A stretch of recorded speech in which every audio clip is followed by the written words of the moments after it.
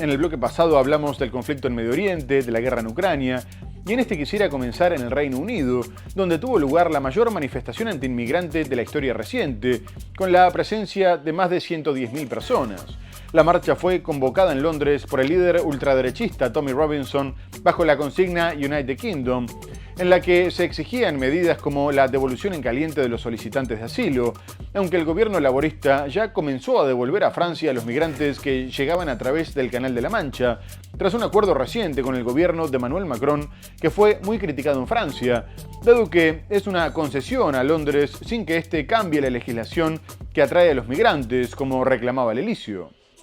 No obstante, las llegadas irregulares siempre aumentan en verano, incrementando a su vez un descontento que hace que la extrema derecha, liderada por el impulsor del Brexit, Nigel Farage, sea la fuerza con la mayor intención de voto.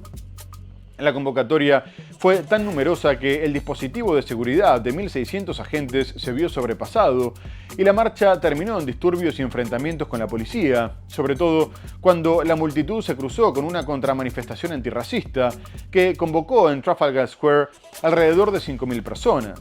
A su vez, el primer ministro laborista Keir Starmer reaccionó al día siguiente de la manifestación, que fue presentada como un acto en defensa de la libertad de expresión.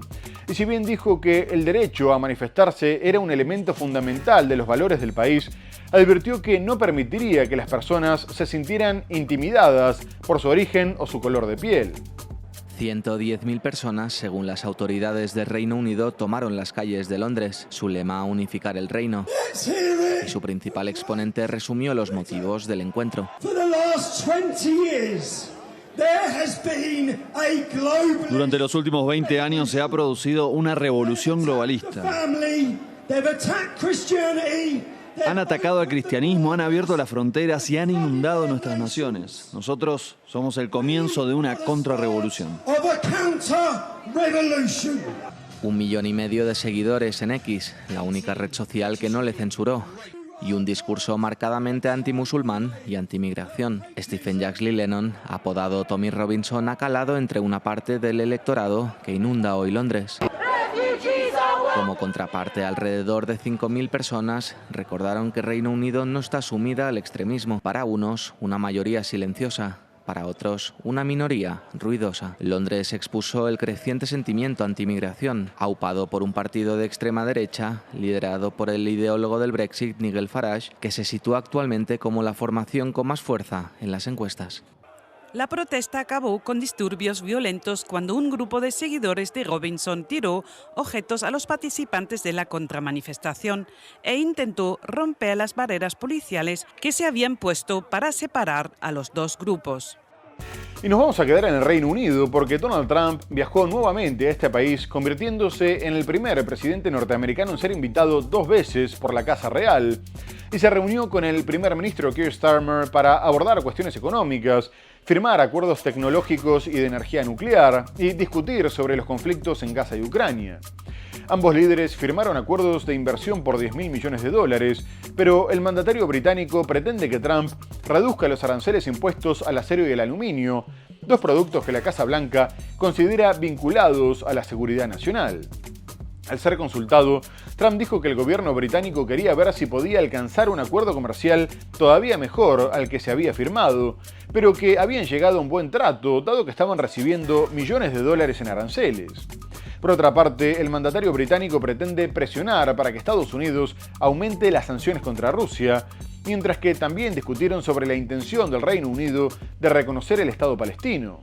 Pero más allá de las cuestiones políticas y económicas abordadas por ambos líderes, se destacó una importante protesta que tuvo lugar en Londres, uno de los motivos por los que el mandatario estadounidense decidió no permanecer en la capital y quedarse en el castillo de Windsor, donde también hubo protestas en las que se destacó la proyección de imágenes en ese mismo castillo que recordaban la relación que Trump mantuvo con Jeffrey Epstein, que traficaba personas para satisfacer la demanda de millonarios, por lo que no se pudo evitar que las protestas llegaran al presidente como pretendían las autoridades, que después informaron que 4 personas habían sido detenidas por este hecho. El presidente estadounidense Donald Trump llegó el martes a Reino Unido para una visita oficial de 3 días, con una agenda dominada por el comercio y los conflictos de Gaza y Ucrania. Trump y su esposa Melania fueron recibidos en el aeropuerto londinense de Stansted por la ministra británica de Exteriores, Yvette Cooper. Luego tomaron un helicóptero para pasar la noche en la residencia del embajador estadounidense en Londres. El mandatario se trasladará el miércoles al castillo de Windsor, a menos de 40 kilómetros de Londres. Y en el ámbito doméstico norteamericano, Donald Trump continuó generando polémica por sus despliegues de la Guardia Nacional. Y tras hacerlo en Washington, D.C., dijo que extendería la medida a Memphis y próximamente también lo haría con Chicago. Mientras que los demócratas denuncian que los índices de delincuencia no justifican la militarización de las calles, aumentando la tensión y la violencia, en lo que consideran como una especie de prueba de laboratorio para que el gobierno federal tenga un poder ilimitado, y que lo estaba haciendo únicamente en ciudades gobernadas por los demócratas, también como una cuestión electoral, antes de las elecciones de medio término del año que viene. El mandatario ya firmó la orden ejecutiva para Memphis, al suroeste de Tennessee, afirmando que sería una réplica de lo hecho en la capital, porque defiende que la operación fue un éxito y que había pasado de ser una de las ciudades más violentas a no tener crimen en las calles. Asimismo detalló que, además de la Guardia Nacional, también enviaría al FBI, a la DEA, al Servicio de Inmigración y Control de Aduanas y a otras agencias federales, recordando que la ciudad, con mayoría afrodescendiente, tuvo la tasa de criminalidad violenta más alta del 2024 y la tercera tasa de homicidios más alta de todo el país.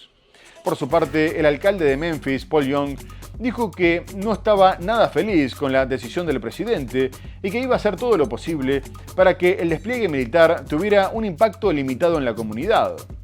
Además, dijo que había visto a Trump en televisión diciendo que él estaba de acuerdo, cuando ni siquiera se había enterado.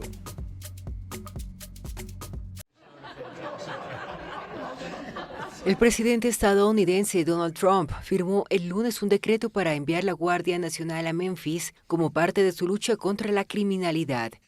La operación, que es una réplica de la realizada en Washington en el mes de agosto, incluirá a la Guardia Nacional, así como al FBI, la Agencia Antidrogas DEA, el Servicio de Inmigración y Control de Aduanas ICE y otras agencias federales.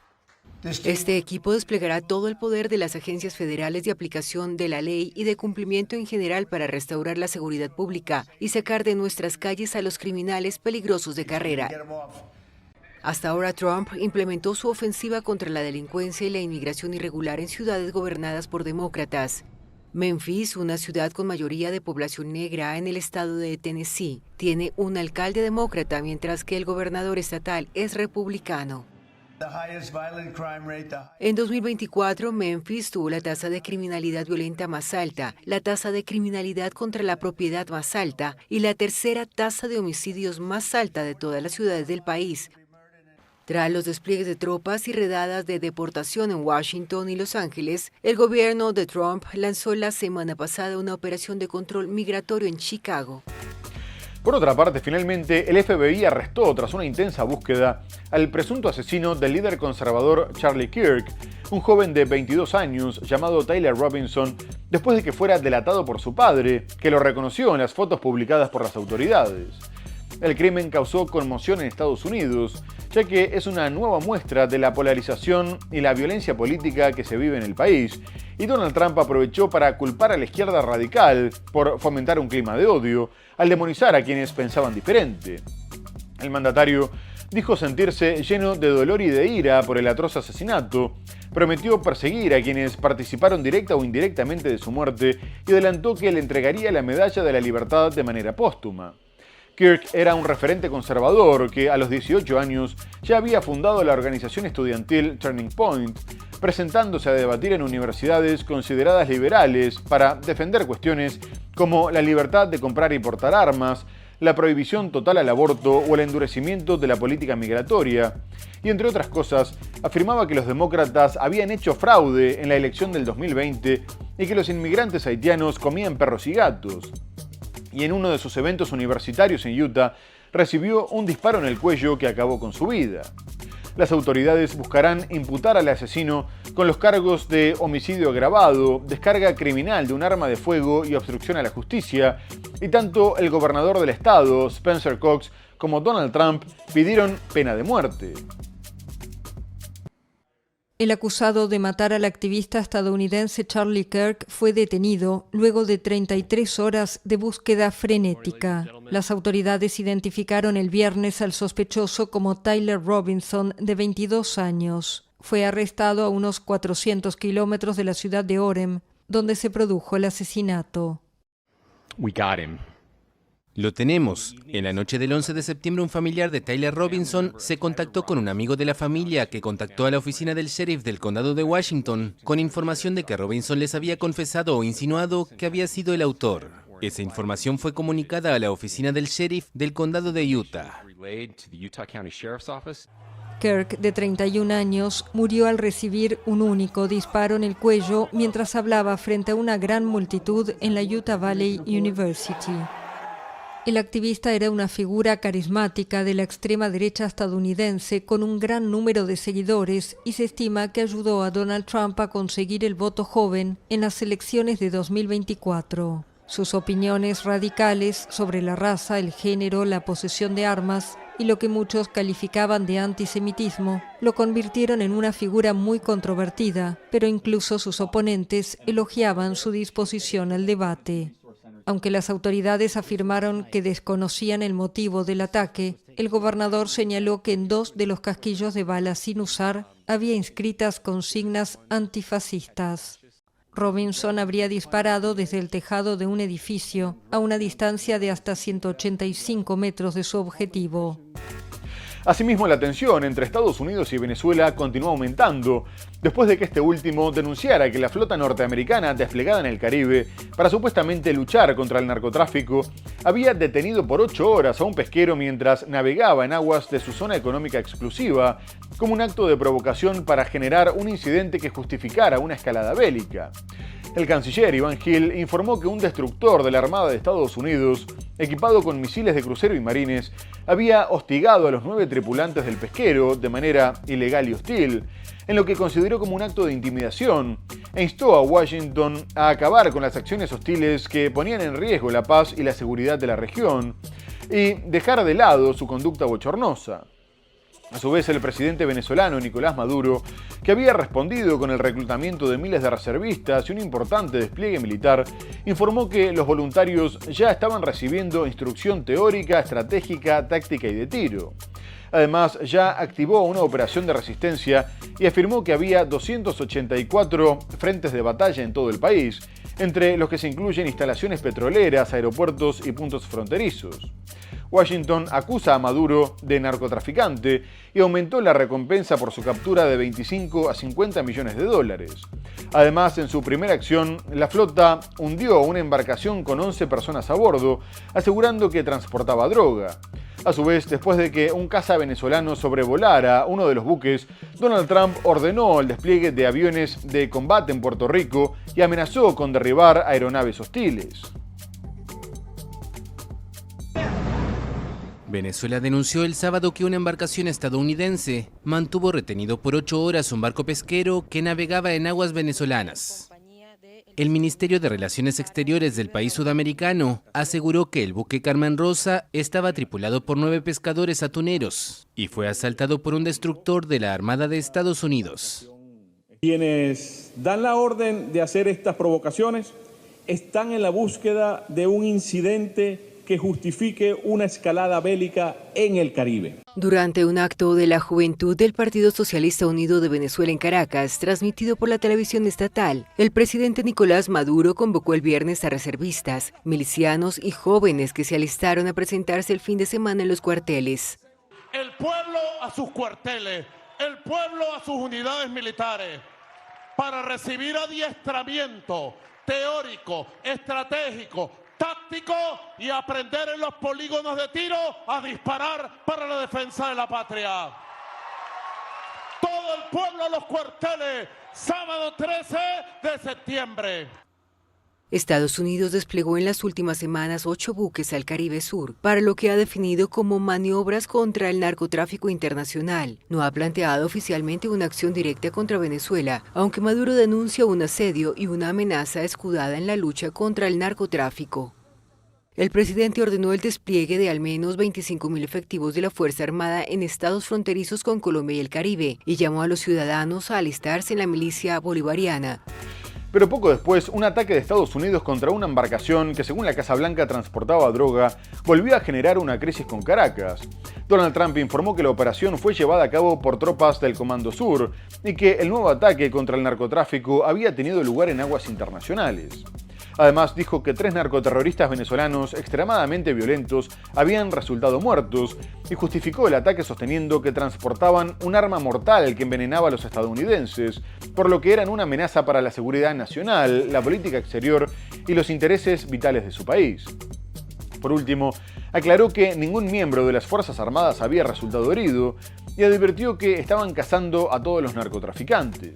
Poco antes, el mandatario venezolano Nicolás Maduro había dicho que Estados Unidos estaba preparando una agresión de carácter militar contra su país y aclaró que estaban respaldados por el derecho internacional para hacerle frente a la agresión, al tiempo que se refirió al secretario de Estado Marco Rubio como el señor de la muerte y de la guerra. Además, afirmó que el despliegue militar había dejado deshechas las relaciones con Estados Unidos y que con amenazas nunca habría nada, aunque sí están coordinando la repatriación de venezolanos deportados y negociaron la liberación de los presos en El Salvador, por lo que aclaró que se mantenía un hilo básico con el embajador en Colombia, John McNamara. Maduro considera que si Estados Unidos realmente creía que las personas que murieron en el primer ataque eran narcotraficantes, los tendría que haber capturado, al tiempo que denunció que Estados Unidos había triplicado los vuelos espía sobre Venezuela. Nuevo ataque de Estados Unidos contra una lancha en el Caribe. El presidente Donald Trump anunció en su red Truth Social que estuvo dirigido contra cárteles de narcotráfico y narcoterroristas extraordinariamente violentos. Aseguró que el ataque mató a 3 personas que estaban a bordo, a quienes calificó de narcoterroristas de Venezuela. El lunes, Trump aseguró que ninguna fuerza estadounidense resultó dañada en este nuevo ataque y advirtió a los narcotraficantes que si insisten en transportar drogas, los cazarán. Es una agresión en toda la línea. El presidente de Venezuela, Nicolás Maduro, alertó el lunes que Estados Unidos prepara una agresión de carácter militar contra su país. Es una agresión diplomática y es una agresión en camino de carácter militar. Y Venezuela está facultada por las leyes internacionales para hacerle frente integralmente a esta agresión. El presidente venezolano aseguró el lunes que ese despliegue militar echó por tierra las vías de comunicación con Estados Unidos. Hoy puedo anunciar que las comunicaciones con el gobierno de Estados Unidos están deshechas por ellos, con sus amenazas de bombas, muertes y chantaje. Así no funcionamos nosotros. Con amenazas y por las malas, nunca jamás habrá nada. Según Maduro, ahora se mantiene apenas un hilo básico con el embajador John T. McNamara, basado en Bogotá. En otro orden, el presidente colombiano Gustavo Petro anunció que Estados Unidos le había quitado la certificación de aliado antidrogas a su país, una medida que afectará a la cooperación bilateral y los recursos enviados por Estados Unidos, que se calculan en $380 millones. La certificación es una evaluación que Washington realiza todos los años desde 1986 para determinar los esfuerzos que realizan los principales productores y distribuidores en la lucha contra el narcotráfico, y Colombia estaba incluida desde 1996. Petro lamentó la decisión, afirmando que llegaba después de que decenas de policías y soldados murieran intentando impedir que les llegara la cocaína, y agregó que lo que hacían no era por el pueblo colombiano, sino para impedirle a la sociedad norteamericana que se siguiera embadurnando las narices. El mandatario había impulsado un cambio de estrategia, sosteniendo que el paradigma utilizado había fracasado, por lo que suspendió la erradicación forzada de hoja de coca. El documento firmado por Donald Trump justifica la decisión porque el cultivo de coca y la producción de cocaína alcanzaron niveles récord bajo la presidencia de Petro, y agrega que sus intentos fallidos de buscar acuerdos con grupos narcoterroristas solo había empeorado la crisis, por lo que el incumplimiento en sus obligaciones recaía únicamente en su liderazgo político. No obstante, el gobierno colombiano defiende su labor, destacando que en lo que iba del año se habían podido decomisar alrededor de 700 toneladas de cocaína y destruido 4.570 laboratorios clandestinos, una cifra sin precedentes. El presidente colombiano Gustavo Petro anunció el lunes que Estados Unidos quitó la certificación de aliado en la lucha contra las drogas a Colombia. Los Estados Unidos nos desertifican. Después de decenas de muertos de policías, sobre todo de soldados, de gente del común, tratando de impedir que les llegue la cocaína. La certificación es una evaluación que Estados Unidos hace cada año desde 1986 sobre los esfuerzos antinarcóticos de una veintena de países productores. Es la primera vez que Washington desertifica al país en su lucha antinarcóticos desde 1996. Bolivia, Birmania, Afganistán, Venezuela también hacen parte de la lista de naciones que han fallado de manera demostrable con sus obligaciones bajo los acuerdos internacionales en su lucha contra el narcotráfico y en la toma de medidas requeridas durante los últimos 12 meses. Petro, que hizo el anuncio durante un consejo de ministros, defendió la labor del gobierno en su lucha contra las drogas. Porque todo lo que hacemos realmente no tiene que ver con el pueblo colombiano, incluso se afecta al pueblo colombiano de una u otra manera, inocentes o no, sino que es para impedirle a la sociedad norteamericana que no se embadurne más las narices. Desde su llegada al poder en 2022, el presidente promueve un cambio de enfoque en la guerra contra las drogas por considerarla un fracaso y suspendió la erradicación forzada de hoja de coca, principal componente de la cocaína. Y vamos a terminar en Brasil, donde tras la condena por el intento de golpe de Estado contra el expresidente Jair Bolsonaro, sus aliados reactivaron las negociaciones en el Congreso para un proyecto de amnistía para todos los condenados y presionan a la oposición, mientras que el presidente de la Cámara de Diputados, Hugo Mota, ya incluyó el perdón en la agenda. Asimismo, el gobernador de Sao Paulo, Tarcísio de Freitas, que suena como su reemplazante como líder de la derecha, dijo que si ganara las elecciones indultaría a Bolsonaro, porque sería la mejor manera de pacificar al país. Por lo pronto, la Corte Suprema ya adelantó que la amnistía sería inconstitucional. Incluso si se aprobara, varios juristas afirman que no eximiría al exmandatario de todas las acusaciones en su contra. Asimismo, se destacó que Bolsonaro salió de su prisión domiciliaria para someterse a un procedimiento médico en Brasilia, ya que presentaba lesiones cutáneas, tras lo cual se anunció que padecía cáncer de piel, aunque no corría peligro, pero esto podría hacer que solicite cumplir condena en su casa. A su vez, tras las críticas de Estados Unidos, que denuncia una persecución política y amenaza con imponer más sanciones, el mandatario Luis Ignacio Lula da Silva salió al cruce y dijo que si bien estaban abiertos a negociar cualquier cosa que pudiera generar beneficios mutuos, la democracia y la soberanía no eran negociables. Bolsonaro fue condenado a 27 años y 3 meses de prisión tras el voto positivo de 4 de los 5 jueces, y también se encontró culpables a otras 7 personas, entre las que se encuentran exministros y jefes de las Fuerzas Armadas, con penas que van desde los 19 a los 26 años de prisión. Primera salida de Jair Bolsonaro desde que fue condenado.